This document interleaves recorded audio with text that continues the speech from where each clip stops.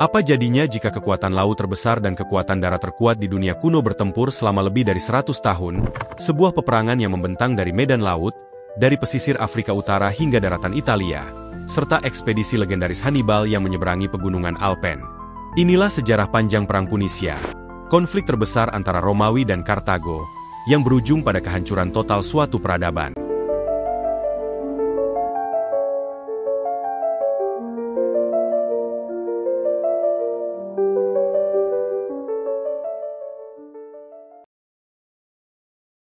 Di zaman ketika wilayah Mediterania masih dibentuk oleh ambisi dan penaklukan, dua kekuatan besar berdiri di ambang benturan sejarah, Republik Romawi yang sedang bangkit dari jantung Italia, dan Kartago, penguasa maritim yang mengendalikan jalur perdagangan dari Afrika Utara hingga Spanyol. Keduanya tidak berbagi benua, melainkan berbagi hasrat yang sama, yaitu kekuasaan atas dunia yang mereka kenal. Ketegangan antara keduanya pun tak terhindarkan ketika kepentingan mereka bertemu di titik strategis Sisilia, pulau yang menjadi kunci kendali atas Laut Tengah. Perang Punisia bukan sekadar konflik memperebutkan wilayah. Ini adalah babak awal dari persaingan sengit antara kekuatan darat dan kekuatan laut, di mana dua bangsa yang melihat kejayaan sebagai takdir yang dituju, yang akan membentuk wajah sejarah untuk 100 tahun ke depan. Dan semuanya berawal dari sebuah kota kecil bernama Messana.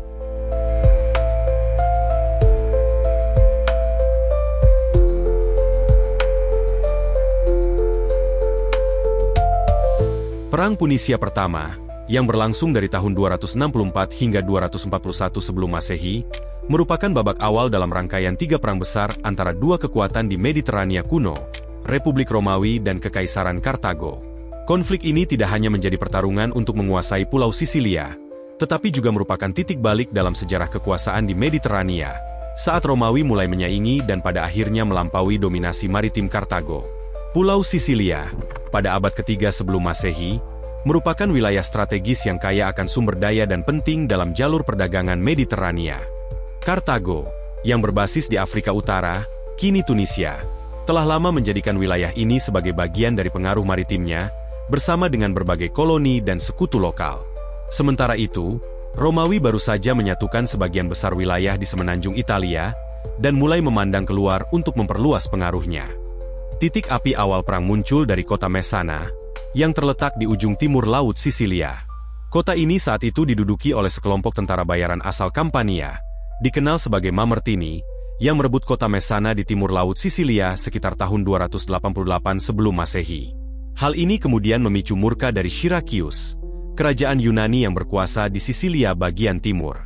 Beberapa tahun kemudian, sekitar 270 hingga 265 sebelum Masehi, Syrakius di bawah Hiero II mulai melakukan kampanye militer untuk menertibkan kekacauan, termasuk menghadapi Mamertini yang dianggap sebagai pengacau.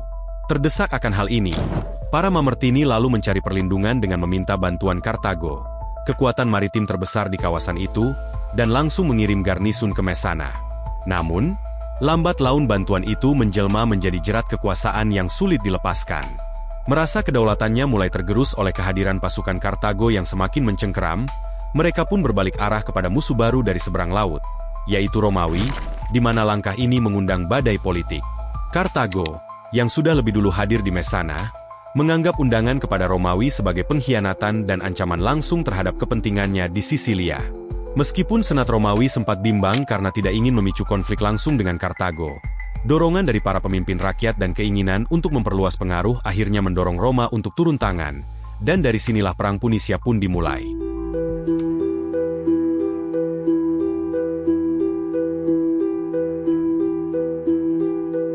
Masuknya Romawi ke Sisilia dianggap sebagai tindakan agresi oleh Kartago yang telah lebih dahulu menguasai Messana.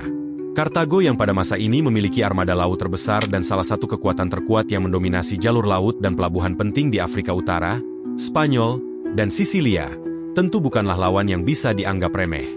Sementara itu, Romawi memiliki kekuatan legiun darat yang sangat disiplin, namun minim pengalaman dalam perang laut. Meski awalnya tidak berniat berperang, masuknya mereka ke Messana adalah keputusan strategis yang tak bisa ditarik kembali. Kota ini menjadi pemicu utama pecahnya konflik, dan pada tahun 264 sebelum Masehi, Perang Punisia pertama pun dimulai, menandai awal dari konfrontasi besar pertama antara dua raksasa Mediterania. Tepat sekitar bulan Juni, Konsul Appius Claudius Caudes memimpin pasukan Romawi menyeberangi Selat Messina dan segera melancarkan serangan ke Messana. Kartago, bersama sekutunya dari Syrakius, berusaha merebut kembali kota tersebut. Namun serangan mereka dapat dipatahkan dengan cepat. Caudes lalu memimpin legiun keluar dari kota, dan dalam waktu yang singkat, Romawi berhasil mengalahkan kedua pasukan tersebut secara terpisah, memastikan kemenangan penting di awal konflik ini. Dengan kondisi ini, Syrakius akhirnya menarik pasukannya dari konflik dan bahkan menandatangani perjanjian damai dengan Roma, sebuah kemenangan diplomatik yang memberi Roma pijakan kuat di pulau tersebut. Dan setelah itu, tepat 2 tahun setelah kemenangan di Messana, Romawi tak membuang waktu karena sadar bahwa ini adalah kesempatan untuk memperluas pengaruh mereka, dan bila ingin menguasai Sisilia, maka menghadapi Kartago secara langsung meskipun dengan risiko besar, merupakan pilihan yang masuk akal. Untuk itu mereka membutuhkan pijakan militer yang kokoh di wilayah barat pulau dengan menargetkan Agrigentum, sebuah kota yang dibentengi kuat di pantai selatan Sisilia, sekaligus salah satu markas utama Kartago, yang merupakan kota pelabuhan juga pusat logistik dan simbol kekuasaan Kartago di pulau tersebut. Dalam pengepungan ini, 2 konsul Romawi, Lucius Postumius dan Quintus Mamilius, memimpin lebih dari 2 legiun untuk mengepung kota tersebut. Pengepungan ini menjadi ujian besar bagi ketahanan pasukan Romawi, yang terpaksa bertahan berbulan-bulan sambil menunggu momen yang tepat untuk melancarkan serangan. Sebagai respon, Kartago mengirimkan pasukan bantuan yang dipimpin oleh Jenderal Hanno, membawa bala tentara dan berhasil memotong jalur suplai Romawi dengan merebut basis suplai mereka di Herbesos. Akibatnya, pasukan Romawi mulai kekurangan pasokan makanan dan menderita kelaparan serta penyakit. Namun, dalam pertempuran terbuka di luar kota, dan setelah pengepungan yang berlangsung selama hampir 5 bulan, Agrigentum akhirnya jatuh ke tangan Romawi, di mana tak sedikit penduduknya lalu dijual sebagai budak, dan kota ini dijadikan simbol kekuasaan baru Roma di barat Sisilia. Bersamaan dengan itu, kemenangan ini juga membawa kesadaran bagi Romawi, bahwa perang tak akan mungkin selesai dalam waktu yang singkat. Kemenangan Romawi di Agrigentum memang mengguncang Kartago, namun satu masalah besar masih membayangi. Kartago masih menguasai seluruh perairan di sekitar Sisilia. Armada laut mereka berpengalaman dan mematikan, memastikan Romawi tak dapat bergerak bebas. Romawi tahu betul situasi ini, dan untuk menyaingi kekuatan maritim Kartago, mereka kemudian memilih melakukan hal yang tak terbayangkan dengan membangun armada lautnya sendiri. Dengan mempelajari teknologi kapal musuh dari sebuah kapal yang karam dan kemudian menirunya dalam skala besar, Romawi melakukan terobosan paling penting dengan pengembangan Corvus, sebuah jembatan bergerigi yang dipasang di kapal perang mereka. Dengan alat ini, pasukan Romawi nantinya bisa menyeberang ke kapal musuh dan bertarung, seperti dalam pertempuran darat yang merupakan keunggulan khas dari mereka.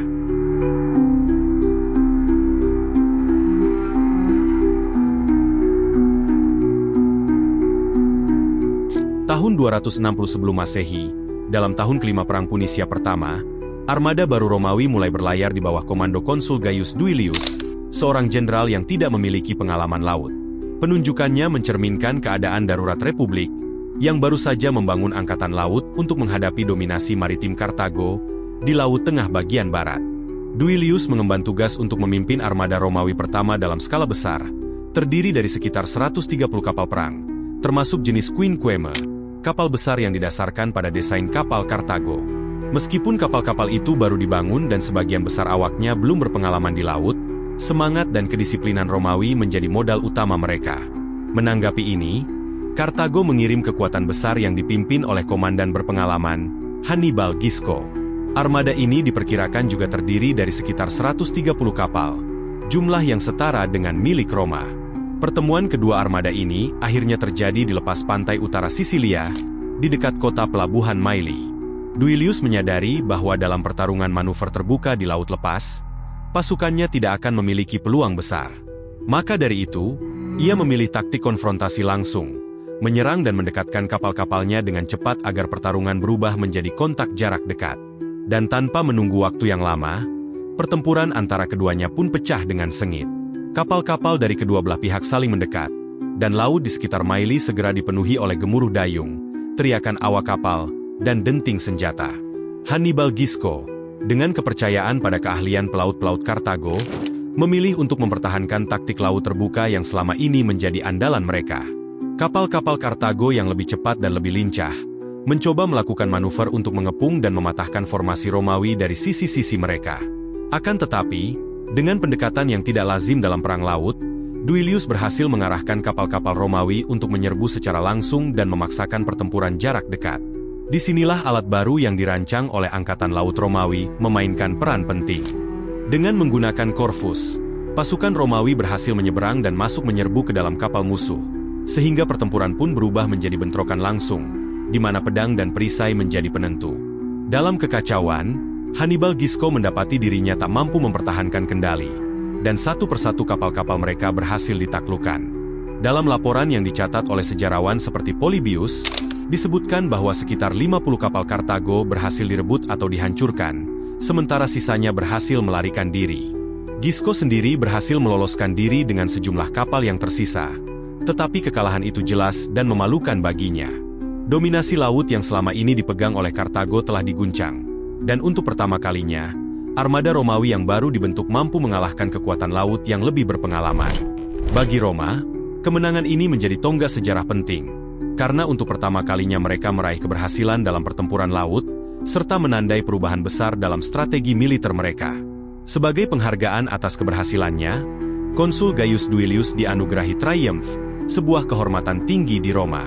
Sebuah kolom kemenangan Rostral Column didirikan di Forum Romanum dengan hiasan berupa haluan kapal musuh. Ia bahkan diberi hak istimewa untuk diiringi lentera dan musik setiap kali ia berjalan di malam hari, sebuah pengakuan langka yang menunjukkan betapa pentingnya kemenangan ini bagi Republik. Pertempuran Maili, meskipun hanya salah satu dari banyak pertempuran dalam Perang Punisia pertama, ini merupakan titik balik yang menunjukkan bahwa Roma mampu beradaptasi, dan dari sinilah, perjalanan panjang dominasi Romawi di Laut Mediterania benar-benar dimulai.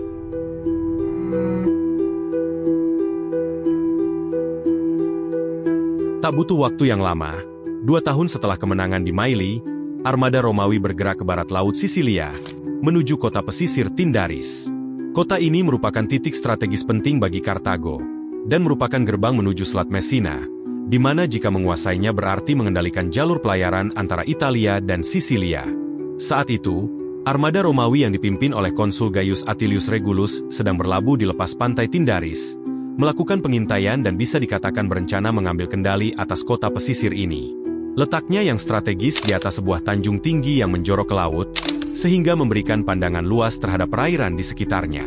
Dalam pengintaian itu, Regulus melihat kapal-kapal Kartago tampak berlayar di dekat pesisir dalam formasi yang renggang.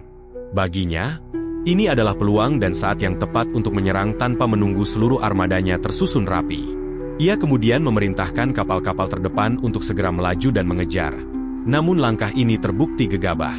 Kartago yang menyadari kedatangan mereka, bergegas menyusun formasi dan melakukan perlawanan dengan menyerbu kapal-kapal Romawi yang terpisah dari induk armada.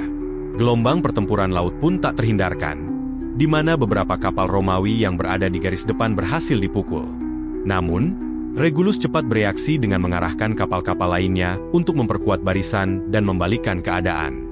Dalam tekanan tinggi, Regulus berhasil menyelamatkan banyak kapal dan menghancurkan sebagian armada musuh. Meski bukan kemenangan mutlak, Romawi berhasil menenggelamkan beberapa kapal Kartago dan memaksa sisanya untuk mundur. Setelah insiden ini, di mana Konsul Regulus sempat gegabah menyerang tanpa menunggu formasi utuh armadanya, Romawi kemudian menyadari satu hal penting. Kemenangan laut tak bisa hanya mengandalkan keberanian, tetapi juga strategi, koordinasi, dan penguasaan teknologi maritim. Mereka juga sadar bahwa tak bisa hanya bergantung pada kekuatan darat yang selama ini menjadi andalan utama mereka.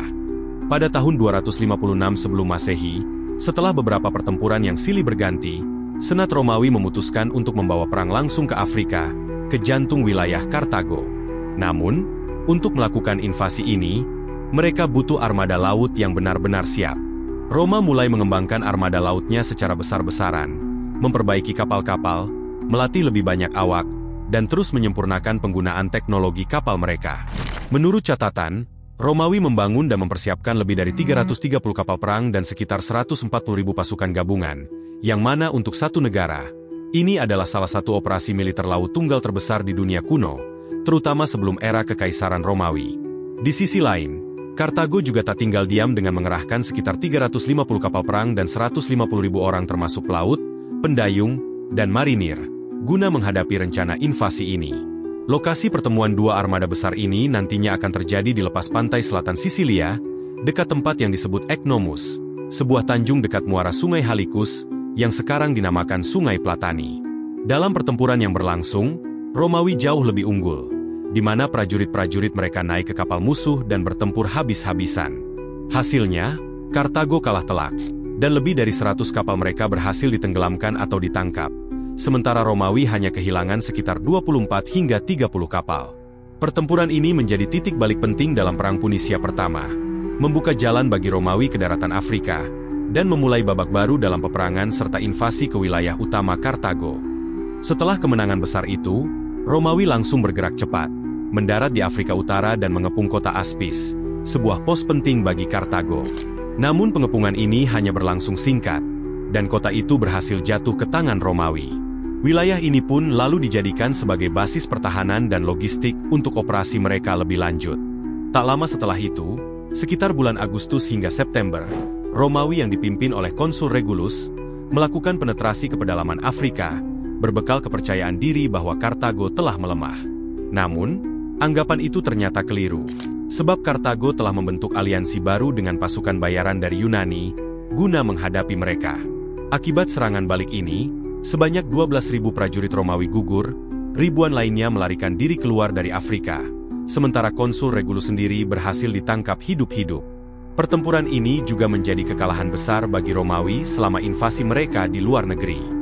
Kemenangan ini juga sempat mendorong Kartago untuk mempertimbangkan invasi langsung ke wilayah Romawi, akan tetapi rencana tersebut terpaksa ditunda akibat meletusnya pemberontakan di wilayah Libya, memaksa perhatian beralih ke krisis domestik. Setelah kekalahan memalukan di Afrika, fokus peperangan kembali bergeser ke Pulau Sisilia, jantung perebutan kekuasaan antara dua kekuatan besar.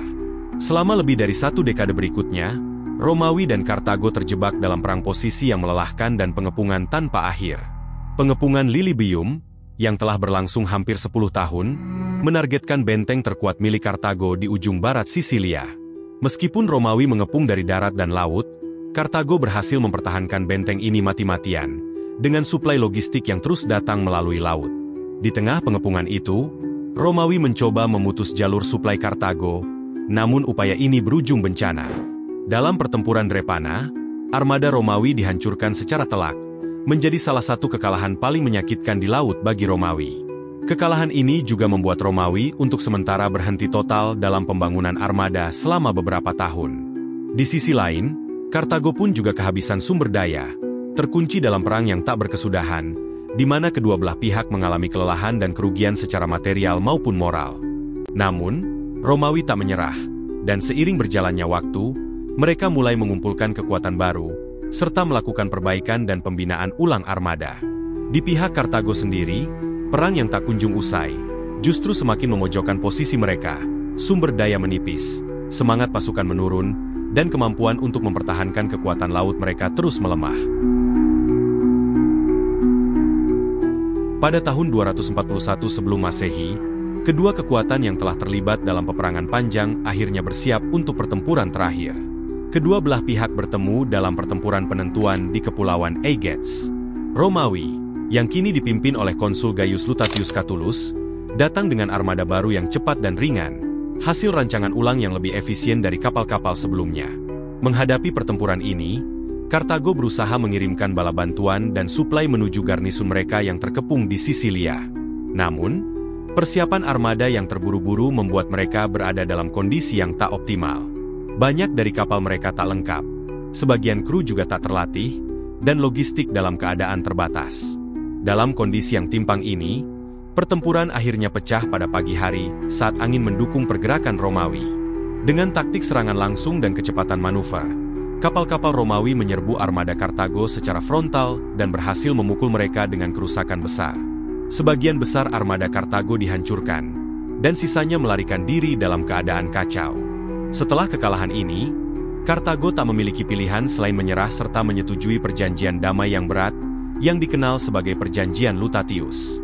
Dalam perjanjian tersebut, Kartago harus menyerahkan seluruh kendalinya atas Sisilia, dan membayar ganti rugi perang yang sangat besar kepada Romawi. Kemenangan di pertempuran Aegates bukan hanya mengakhiri Perang Punisia pertama, tetapi juga memperkuat posisi Romawi sebagai kekuatan maritim di kawasan Mediterania Barat. Meskipun kekalahan ini memaksa Kartago untuk mengurangi pengaruh mereka di Sisilia dan tunduk pada perjanjian damai yang berat, namun ketegangan tak benar-benar usai. Persaingan dagang, ambisi teritorial, dan ketidakpuasan atas hasil perang, perlahan-lahan mengarah pada konfrontasi baru. Bagi Kartago, kekalahan ini tentu melahirkan dendam yang kelak diwariskan kepada sosok Jenderal Jenius, yang hanya dengan menyebut namanya saja sudah cukup untuk mengguncang Roma. Dari tekad balas dendam ini pula, pecahlah konflik babak baru yang paling mengguncang dalam sejarah Perang Punisia kedua.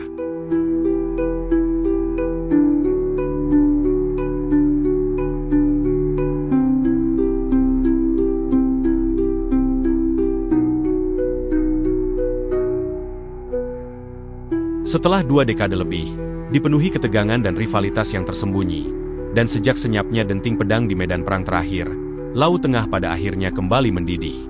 Kartago, yang masih menyimpan luka dan kehinaan dari kekalahan sebelumnya, kini bangkit dengan nafas baru, siap menantang kekuasaan Romawi.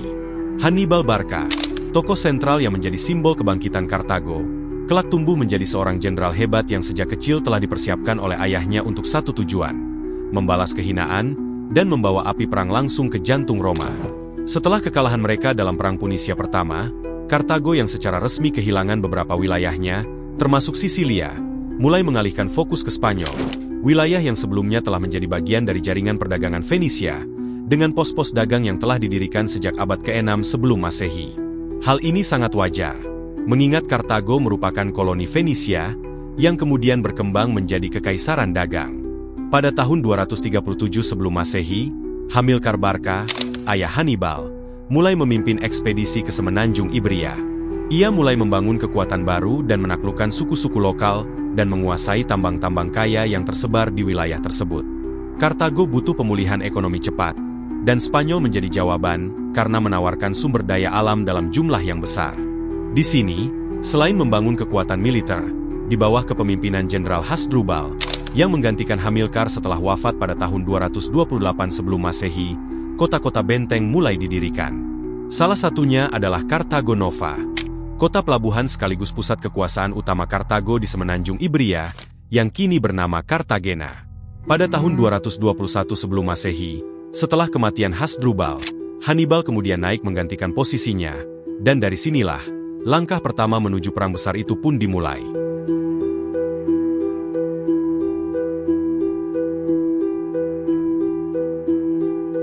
Penyerangan Saguntum pada tahun 219 sebelum Masehi, merupakan langkah dan ekspansi awal Hannibal dalam memicu perang langsung yang memang telah lama direncanakan. Ini adalah kota yang memiliki hubungan diplomatik erat dengan Roma, dan terletak di selatan Sungai Ebro, wilayah yang menjadi batas tak resmi berdasarkan perjanjian Ebro antara Roma dan Hasdrubal. Dengan menyerang kota ini, Hannibal secara sadar menantang kekuasaan Roma dan memancing pecahnya konflik berskala besar. Serangan ini bukan sekadar aksi militer, melainkan bagian dari strategi politik keluarganya untuk memutus pengaruh Roma di Hispania dan mengembalikan kejayaan Kartago melalui perang langsung. Selama 8 bulan pengepungan, para pemimpin kota ini telah meminta bantuan dari Roma, namun bala bantuan tak kunjung tiba. Setelah kota ini jatuh, Hannibal sempat menawarkan pengampunan kepada warganya, dengan syarat mereka meninggalkan kota tanpa membawa senjata, hanya diperbolehkan mengenakan 2 helai pakaian, namun tawaran itu ditolak. Sebaliknya, penduduk kota mulai menyabotase harta benda mereka agar tak jatuh ke tangan musuh. Sebagai balasan atas tindakan ini, Hannibal akhirnya memerintahkan eksekusi terhadap seluruh penduduk dewasa. Dengan dikuasainya Saguntum, Kartago memperoleh basis operasi yang dapat dipakai untuk memasok persediaan dan pasukan tambahan guna persiapan kampanye besar berikutnya. Ketika Roma mengirim delegasi menuntut agar Hannibal diserahkan, Dewan Kartago menolak mentah-mentah permintaan itu, di mana ini kemudian menandai berakhirnya perdamaian yang rapuh. Tahun 218 sebelum Masehi, menandai pecahnya kembali permusuhan antara 2 kekuatan besar. Di fase awal ini, terjadi perebutan atas Pulau Malta, wilayah strategis yang menjadi pangkalan terdekat Kartago ke Sisilia. Kartago, meskipun sebelumnya telah mengalami kekalahan dalam pertempuran Lilybaeum, Romawi tetap khawatir akan potensi pemberontakan yang dipicu oleh kehadiran mereka di wilayah sekitarnya. Untuk mencegah hal tersebut, Romawi kemudian mengerahkan kekuatan besar untuk merebut pulau ini dengan melancarkan serangan kilat. Tanpa banyak perlawanan berarti, dan karena kurangnya pasukan, garnisun Kartago terpaksa menyerahkan pulau itu, menjadikan ini salah satu langkah strategis awal yang memastikan kemenangan bagi Romawi. Beberapa bulan setelah Hannibal memulai ekspedisinya menuju Italia, pasukan Romawi yang dipimpin oleh Cornelius Scipio mendarat di pantai timur Laut Hispania dan segera menghadapi pasukan Kartago. Dalam pertempuran yang terjadi, Romawi meraih kemenangan penting, membuka jalan bagi keterlibatan lebih dalam di semenanjung Ibria. Sementara itu, ketika Hannibal tengah bergerak perlahan namun pasti, Romawi masih terlelap dalam keangkuhan, tanpa menyadari bahwa bencana sedang datang mendekat. Pada musim semi tahun 218 sebelum Masehi, Hannibal yang sebelumnya telah meninggalkan Kartagena, melakukan kampanyenya ke Italia dengan membawa sekitar 50.000 infanteri, 9.000 kavaleri, dan 37 ekor gajah perang, simbol kekuatan yang tak dikenal oleh bangsa-bangsa di utara. Selama perjalanannya, ia menghadapi perlawanan dari suku-suku Ibria, tetapi berhasil ditumpas dengan mudah, hingga sampailah mereka di perbatasan selatan Galia. Di sini, ia harus bernegosiasi dengan beberapa suku setempat, beberapa di antaranya bergabung sebagai sekutu, namun rintangan sesungguhnya belum dimulai. Ketika musim gugur mendekat, Hannibal mengambil keputusan paling berani dalam sejarah militer dengan menyeberangi pegunungan Alpen, jalur yang hampir mustahil untuk dilewati. Ini adalah salah satu manuver militer paling legendaris dalam sejarah kuno, di mana para sejarawan hingga kini masih memberikan berbagai tanggapan dan penafsiran terhadap peristiwa ini, baik dari segi strategi, logistik, maupun dampaknya terhadap Perang Punisia Kedua. Meski rutenya masih menjadi perdebatan, tetapi satu hal pasti, jalur itu sempit, berbahaya, dan tentu mematikan. Salju pertama turun ketika pasukannya mulai mendaki tebing curam dan jalan berbatu yang menghantui setiap langkah. Beberapa pasukan dan hewan jatuh ke jurang, suhu menusuk tulang, dan pasokan makanan mulai menipis. Namun, pemimpin kali ini bukanlah jenderal biasa. Dengan tekad untuk membalaskan dendam, Hannibal terus mendorong pasukannya untuk maju menyusuri tebing-tebing curam yang sewaktu-waktu bisa berubah menjadi kuburan mereka. Konon cerita, untuk membuka jalur di tengah batuan gunung yang keras, pasukan Hannibal membakar permukaan batu, lalu menyiramnya dengan cuka agar retak dan mudah dihancurkan. Setelah lebih dari 2 minggu, Hannibal dan pasukannya akhirnya turun dari pegunungan Alpen, yang segera memasuki wilayah Italia bagian utara. Tak butuh waktu lama, kabar kedatangan Hannibal dan pasukannya langsung tersebar dan mengejutkan Roma. Tak ada satupun yang menyangka akan hal ini. Bagaimana caranya? Musuh bisa datang dari arah utara. Namun yang pasti, Roma dalam ancaman serius. Hannibal telah membuka babak baru dalam Perang Punisia Kedua, membawa perang langsung ke daratan Italia, yang segera akan mengguncang Romawi. Publius Cornelius, meski awalnya memimpin pendaratan di Hispania yang pada tujuannya untuk menghadang pergerakan Hannibal, ia segera kembali ke Italia setelah mengetahui bahwa Hannibal tak menuju selatan melalui jalur pesisir, melainkan mengambil rute dari utara. Komando pasukan di Hispania kemudian diserahkan kepada saudaranya, Gnaeus Scipio, yang memimpin perebutan kota Cisa seperti yang telah dijelaskan sebelumnya. Keputusan ini diambil karena situasi berubah drastis, dan kehadiran Hannibal di Italia menjadi ancaman nyata bagi tanah air mereka. Setelah tiba di Italia, ia segera mengumpulkan pasukannya dan menuju ke arah utara, guna menghadang pergerakan pasukan Kartago. Kedua pasukan akhirnya bertemu di dekat Sungai Ticinus, wilayah yang kini dikenal sebagai Pavia. Disinilah, pada akhir bulan November, pertempuran antara keduanya pun terjadi, menjadi konflik pembuka antara Hannibal dan Romawi dalam Perang Punisia Kedua. Dalam pertempuran ini, Romawi mengalami kekalahan. Publius Cornelius sendiri terluka, namun berhasil diselamatkan oleh putranya Scipio Africanus, yang kelak memainkan peran penting dalam menjungkir-balikan dominasi Kartago. Begitupun pertempuran di Sungai Trebia, yang terjadi tak lama setelah kekalahan Romawi dalam pertempuran di dekat Sungai Ticinus. Dengan memanfaatkan alam, Hannibal memancing pasukan Romawi ke jebakan di tepi Sungai Trebia yang membeku. Dalam suhu dingin yang menggigit, pasukan Romawi yang lelah dipaksa bertempur dan berakhir dengan kekalahan telak. Lalu, dalam kabut pagi yang tebal, Hannibal yang terus merangsek masuk ke jantung Italia, menyergap pasukan Romawi di tepi Danau Trashmin. Ia menyusun pasukannya bersembunyi di lereng-lereng bukit, menciptakan jebakan di jalur sempit antara danau dan pegunungan yang akan dilalui Romawi. Pasukan Romawi yang saat itu dipimpin oleh Gaius Flaminius, masuk ke jalur sempit tanpa formasi dan langsung terjebak di celah tersebut. Hannibal pun memerintahkan serangan dari 3 sisi secara serentak, dan hasilnya, Pasukan Romawi dihabisi dalam kekacauan, tak sempat menyusun formasi bertahan, ribuan tentara gugur, lainnya ditangkap atau tenggelam di danau, dan Gaius Flaminius sendiri tewas terjebak di tengah kepanikan. Setelah itu, Hannibal bergerak menyusuri pedalaman menuju wilayah Campania, menghancurkan kota-kota kecil untuk memancing Roma keluar bertempur.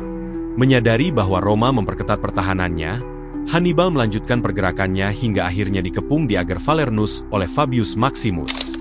Namun, ia berhasil lolos dengan mengecoh mereka menggunakan kawanan ternak yang diberi obor sebagai pengalihan, membuktikan bahwa perang bukan hanya soal kekuatan, tapi juga soal kecerdikan.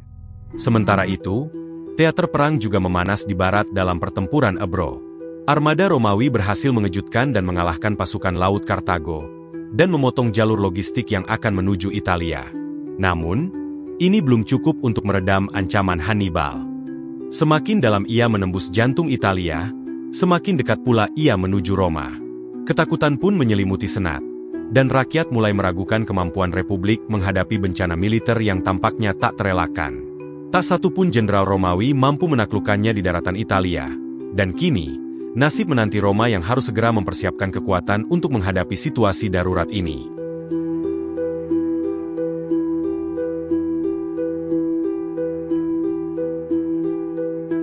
Pada tahun 216 sebelum Masehi, di Padang Cannae, pertempuran besar yang menentukan nasib pun akhirnya dimulai. Romawi yang dipimpin oleh dua konsul, Lucius dan Trentius Varro, membawa sekitar 86.000 prajurit, jauh lebih besar dari pasukan Kartago yang hanya sekitar 50.000. Namun, karena keunggulan taktik, Hannibal mampu menghancurkan Romawi dalam pertempuran yang berlangsung sangat brutal. Lebih dari 70% pasukan Romawi tewas dalam pertempuran ini, yang artinya, hampir seluruh pasukan mereka dimusnahkan dalam satu hari. Sementara itu, Kartago hanya kehilangan sekitar 6.000 orang, menjadi contoh sempurna dari taktik militer yang brilian. Setelah kabar kekalahan ini tersebar, banyak sekutu Roma akhirnya memilih untuk berkhianat dan bersekutu dengan Kartago demi keselamatan. Ketakutan pun menyelimuti kota Roma. Pintu-pintu gerbang dijaga ketat, dan rakyat mulai memikirkan nasib apa yang akan mereka hadapi selanjutnya. Meski dilanda rasa takut dan dikhianati banyak sekutu, Roma memilih untuk tidak menyerah. Mereka menolak negosiasi damai dengan Hannibal, dan justru memutuskan untuk memperkuat pertahanan serta memperluas rekrutmen militer, termasuk dari kalangan budak dan remaja. Pada tahun berikutnya, Romawi perlahan bangkit dan berusaha memperbaiki kondisi mereka melalui beberapa pertempuran penting.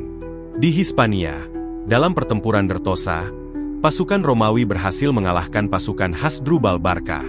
Di Sardinia, dalam pertempuran Cornus, pasukan yang dipimpin Titus Manlius berhasil menumpas pemberontakan lokal yang didukung oleh Kartago. Sementara itu, kemenangan juga diraih dalam pertempuran di kota Benventum, memberikan sedikit napas panjang bagi Roma. Pada tahun 214 sebelum Masehi, pengepungan Syrakius dimulai di Sisilia, sebagai upaya Roma untuk menguasai kembali kota ini yang sebelumnya membelot dan bersekutu dengan Kartago.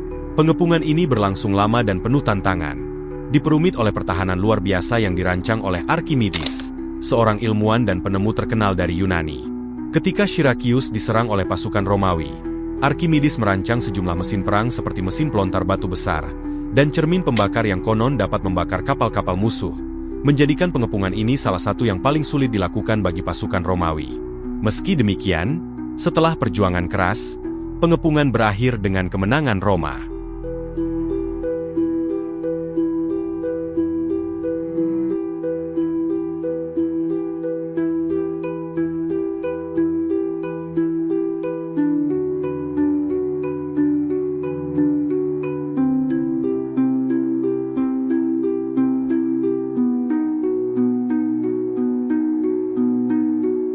Dalam upaya mengamankan kembali kota-kota di Italia Selatan yang berpotensi membelot, Roma mengutus pasukan ke Herdonia, namun justru mengalami kekalahan telak setelah disergap oleh Hannibal.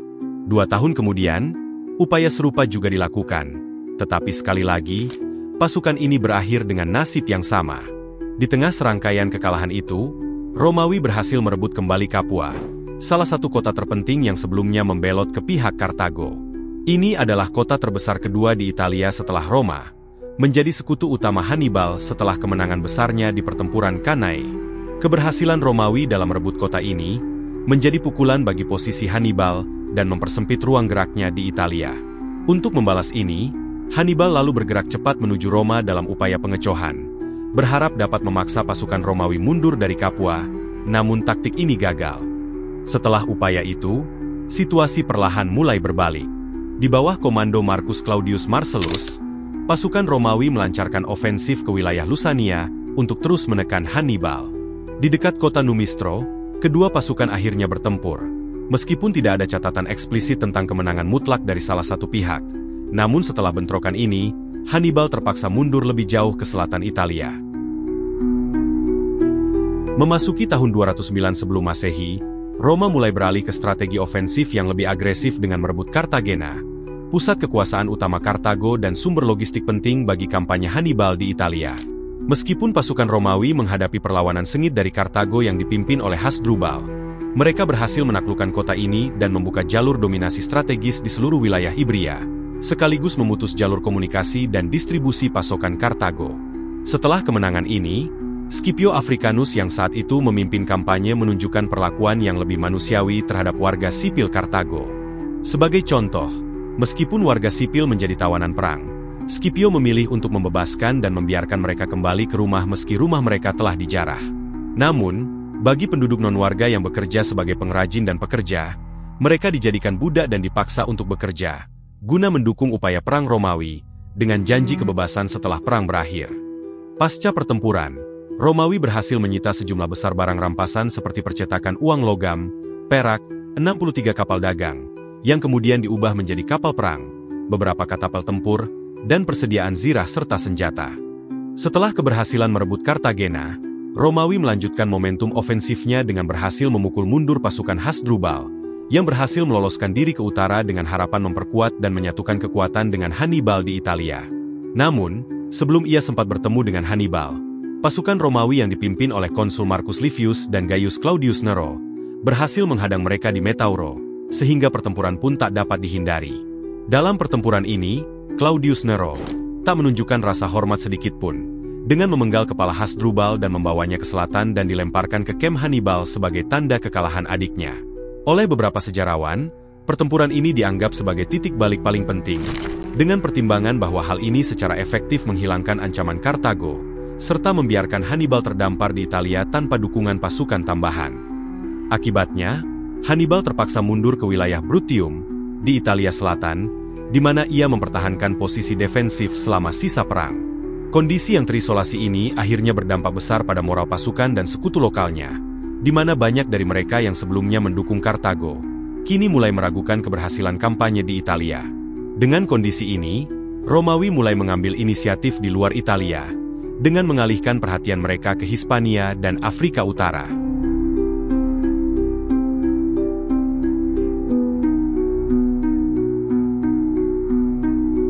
Pada tahun 206 sebelum Masehi, Hasdrubal Gisco dan Mago Barca, adik bungsu Hannibal, memutuskan untuk melanjutkan perjuangan mereka di semenanjung Ibria, dengan persiapan pasukan yang terdiri dari sekitar 70.000 infanteri, 4.000 kavaleri, dan 32 gajah perang. Pasukan ini kemudian bergabung dengan sekutu-sekutu mereka dari Ibria dan Numidia, yang segera bergerak menuju Ilipa, lokasi yang kini terletak dekat dengan kota Sevia. Di sini, pasukan Kartago berencana untuk melawan pasukan Romawi yang dipimpin oleh Scipio Africanus, yang telah memperkuat posisinya dengan 45.000 infanteri dan 4.000 kavaleri, yang masing-masing berasal dari Romawi dan juga sekutu-sekutu dari Ibria. Pada musim semi, kedua pasukan akhirnya bertemu di medan perang, dan pertempuran pun tak dapat terhindarkan.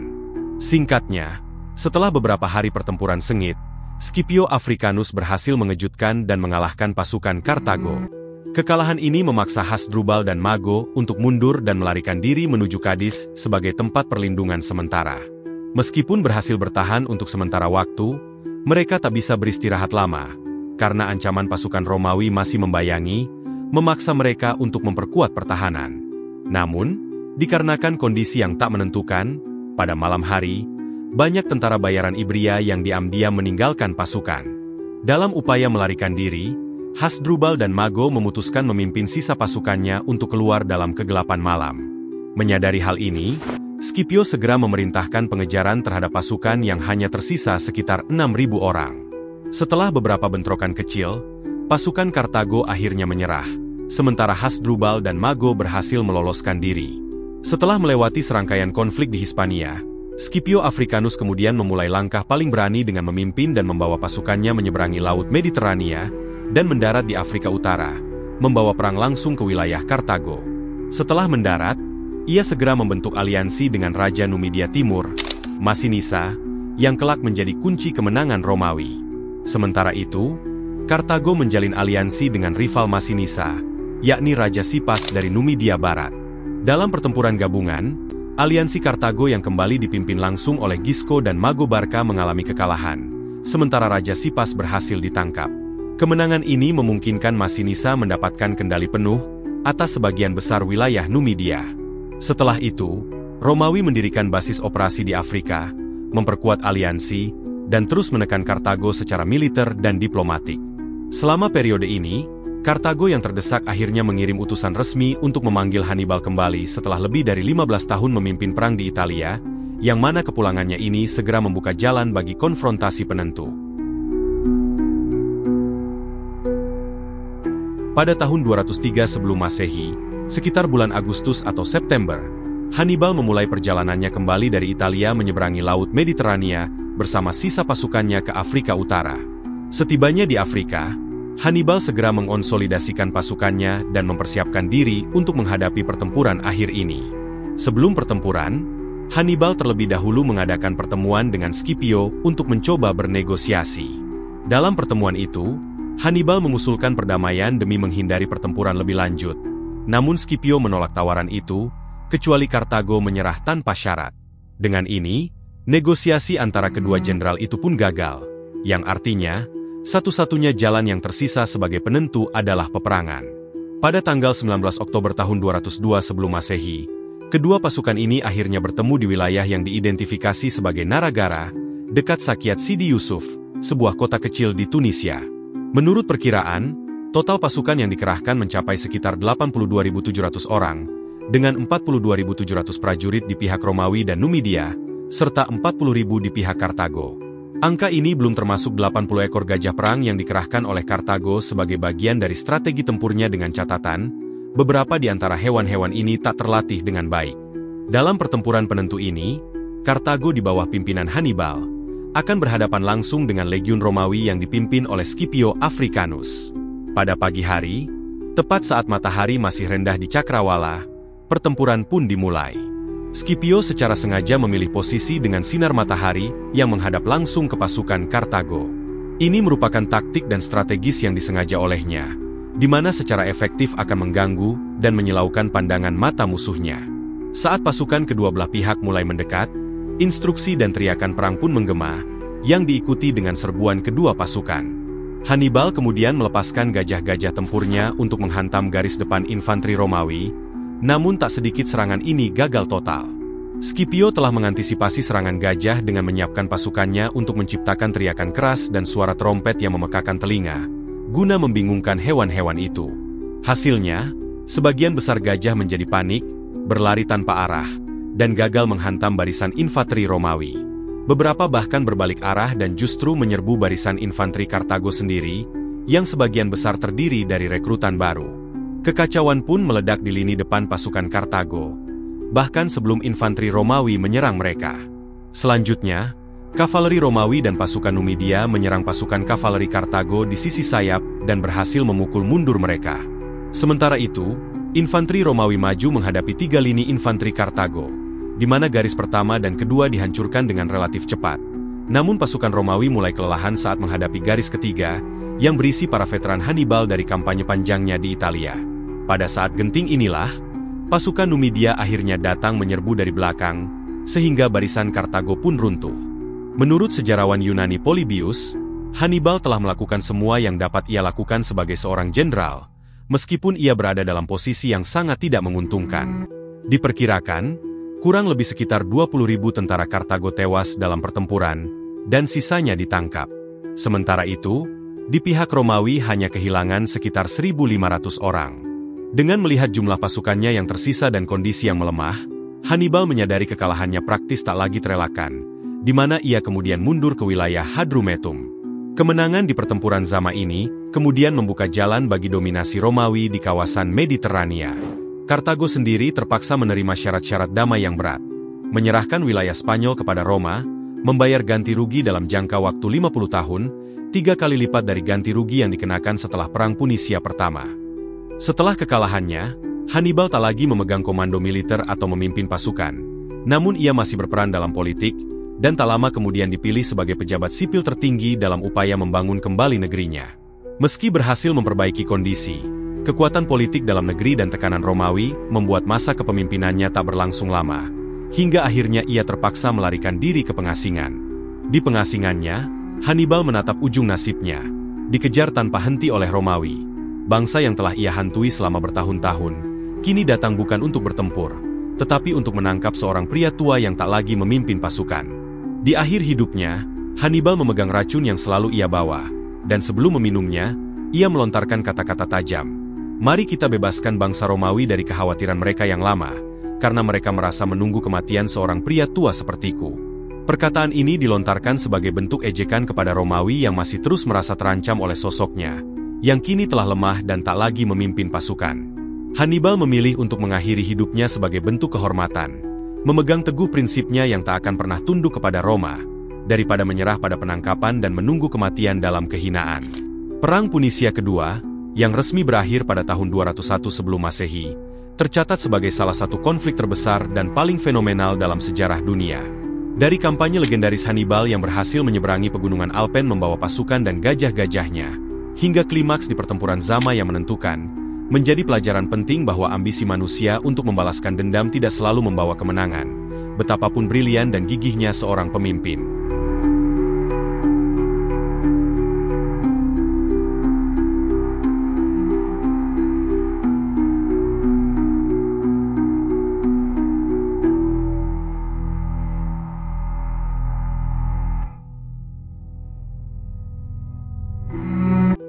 Setelah Perang Punisia kedua, Italia mengalami kerusakan hebat akibat kampanye panjang yang dilakukan Hannibal. Pada saat itu, hampir seluruh pria dewasa dipanggil untuk berperang, dan banyak dari mereka gugur di medan pertempuran. Sebagian lainnya memutuskan untuk bermukim di tempat-tempat jauh seperti Spanyol atau Afrika, dan saat perang usai, sedikit sekali yang mau kembali bertani.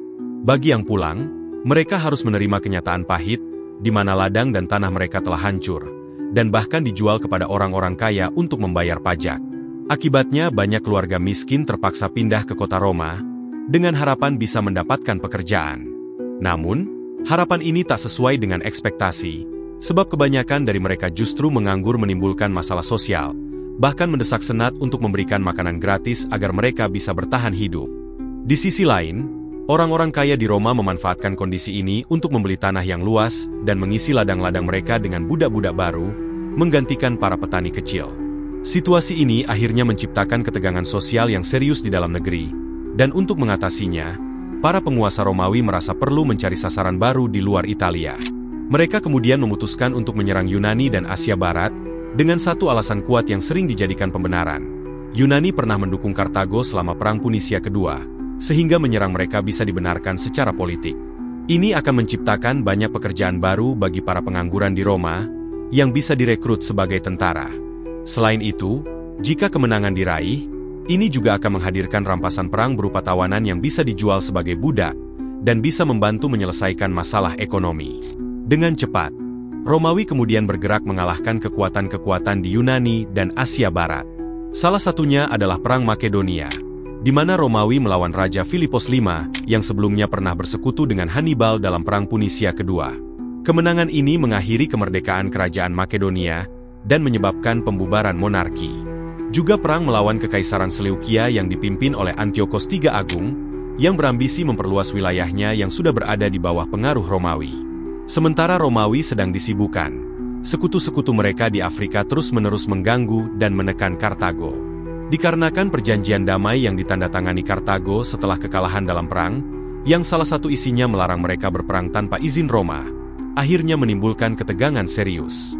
Kartago sendiri sebelumnya telah memohon bantuan Roma untuk menyelesaikan persoalan ini, namun karena diabaikan, ketegangan akhirnya meledak pada tahun 149 sebelum Masehi, di mana Kartago memutuskan untuk melawan balik Numidia, sebuah tindakan yang langsung dianggap Roma sebagai pelanggaran berat.